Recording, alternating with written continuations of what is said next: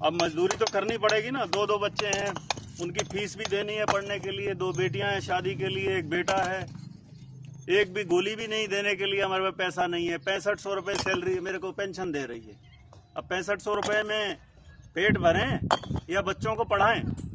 अब चाय की दुकान भी खोलनी पड़ेगी, उस पर बोर्ड लगा दूंगा, हरियाणा सरकार का क्लास 1 गस्टेड अफसर चाय की रेडी पे चाय बेच रहा है। अब यहाँ मजदूरी कर रहे हैं, कम से कम 600-700 रुपये दिहाड़ी तो मिलेगी। हम कौन सा यहाँ पे रजवाड़े से पैदा हुए हैं, पढ़ाई लिखाई करके मेहनत करके अफसर बने थे, लेकिन सरकार ने जहाँ से शुरुआत करी थी वहीं पे हमने वहीं पहुँचा दिया इसने।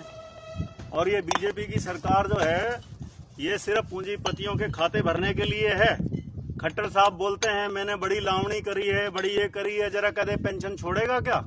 हरियाणा राज्य की उसको इतनी चिंता है, हरियाणा राज्य की उसको चिंता है कि 2030 तक दिवालिया हो जाएगा। और अभी बोल रहे हैं पिछले 3 महीने में हरियाणा ने 7500 करोड़ रुपया जीएसटी का इकट्ठा किया है। एक तरफ से तो दिखाते हैं कि हमारे पास बहुत सारा पैसा है, और दूसरी तरफ दिखाते हैं कि हम दिवालिया होने जा रहे हैं। ये 2 स्टेटमेंट क्या है? एमपी को, एमएलए को 4-4 बार की पेंशन, और हमने अपनी सारी जिंदगी दे दी 58 साल तक सरकार को, एक पेंशन देने में भी उसका दिवालिया होने पे आ जाएगी। ये बीजेपी के नए कंसेप्ट आ गए हैं, सिर्फ बेवकूफ बना रही है देश की जनता को। और दोबारा अब लोगों सचेत हो जाओ, वोट की चोट दे दो इनको। जब तक वोट की चोट नहीं दोगे तो ये सुधरेंगे नहीं।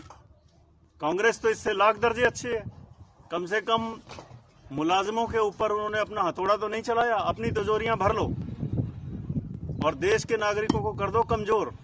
हमने जहां से जिंदगी शुरुआत करी थी वहीं पे आके पहुंच गए। अब क्लास 1 गस्टेड अफसर है, या बुढ़ापे में वकालत करेंगे तो वकालत करने में तो 10 साल दोबारा फिर शुरुआत करनी पड़ेगी वहीं से। 6500 रुपये में अगर मैं बीमार हो गया तो इन्होंने आयुष्मान में भी नहीं आएंगे हम तो, पीले कार्ड भी नहीं बनेंगे हमारे, तो हम कहाँ जाएं?